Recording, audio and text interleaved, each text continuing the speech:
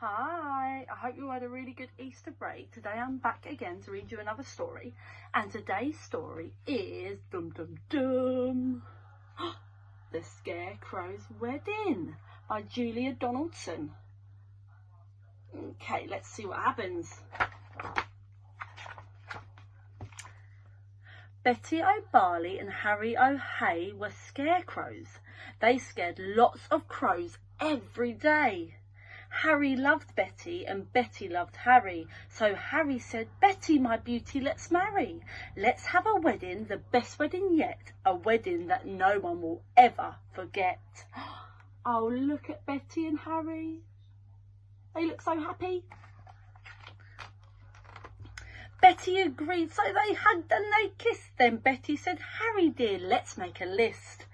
"Just as you say," answered Harry O'Hay. So they wrote down the things that they'd need for the day. A dress of white feathers, a necklace of shells, lots of pink flowers, 2 rings and some bells.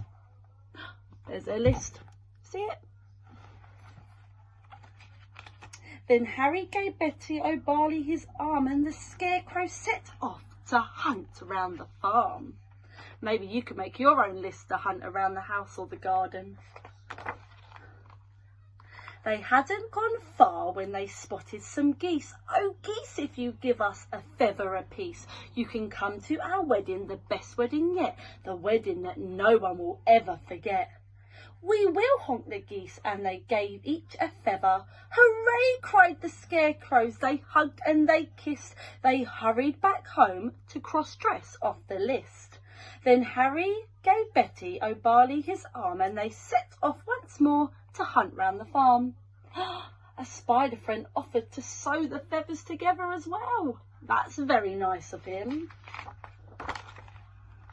They hadn't gone far when some cows gathered round and the bells round their necks made a wonderful sound. Ring-a-ding-ding, ring-a-ding-ding-ding. "Oh, cows, will you please come and make your bells ring for our wonderful wedding, the best wedding yet, the wedding that no one will ever forget?" "Yes," mooed the cows, "we can tinkle our bells." Then a crab scuttered up with a necklace of shells. Some mice found 2 rings in a bin. They were curtain rings. The rings had belonged to an old farmhouse curtain. Oh, they've got lots of animals helping them now. "Hooray!" cried the scarecrows. They hugged and they kissed. "Pink flowers are the only thing left on our list." Then Harry said, "Betty dear, I can find those. Why don't I pick some while you have a doze?" Pink flowers, buzzed a big stripy bee. "I can find you a field of pink flowers. Follow me." So the bee led the way and they travelled for hours till they came to a field full of plenty pink flowers. Harry stood thinking, "I won't pick them yet. I'll need to find some water to keep their stalks wet." That's a very good idea, Harry. "Just follow me," croaked a lumpy old toad. "There's a lovely wet pool at the top of this road." They climbed up the road. It was terribly steep. Oh, look, they look tired. Oh, I was right. "Oh, I'm tired," said the toad, so they stopped for a sleep. Early next morning they came to the pool. "This water," said Harry, "is beautifully cool. But now I need something to carry it in, a jug or a vase or a cup or a tin." "I think I can help," said a small squirrely snail.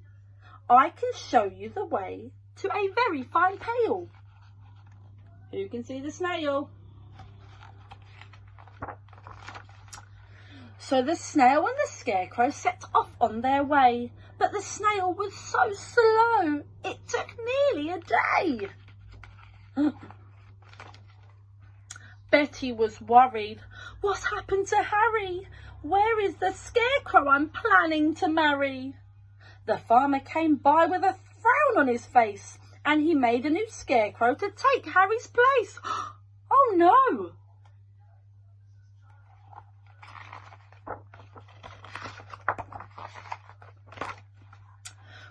day, said the Scarecrow. I'm Reynard Rake. He took Betty's hand and gave it a shake. Together, he told her, we make a fine pair. You're really quite pretty, apart from your hair. Oh, that's a bit rude. Then he jumped in the tractor and told her, hop in. I'm really fast driver. Let's go for a spin. But Betty said, no, I must wait here for Harry. He is the Scarecrow I'm planning to marry. We're planning our wedding, the best wedding yet, the wedding that no one will ever forget. Reynard laughed, ha! You'll be waiting forever. Forget about Harry. I bet he's not clever.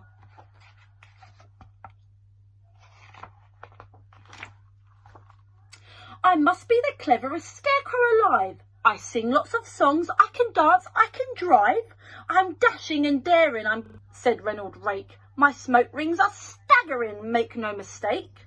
He struck up a light and he tried hard to smoke, but straight away he started to sputter and choke.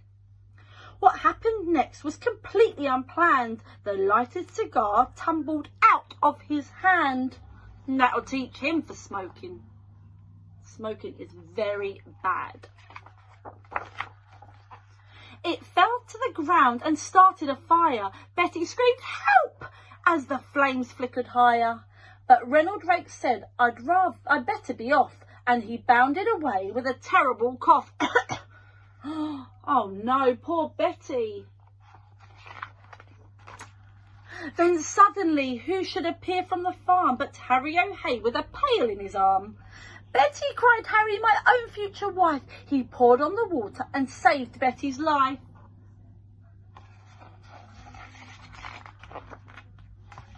Then they picked up the flowers, they hugged and they kissed. And they said, now that's everything crossed off the list. Look at their list, it's all crossed off. So Betty O'Barley and Harry O'Hay wed one another the very next day, and everyone, even the snail who was late, said, don't they look happy and don't they look great? This they agreed as they sprinkled confetti on Harry O'Hay and his beautiful Betty. Is the best wedding ever, the best wedding yet, the best wedding that no one will ever forget.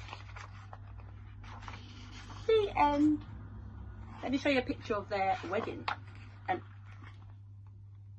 see everyone that came, the cows there who gave the bells, the geese with the feathers, the crab with the shells, the frog that took him to the pool. Do they look happy? I hope you enjoyed that story and I'll see you again soon. Bye.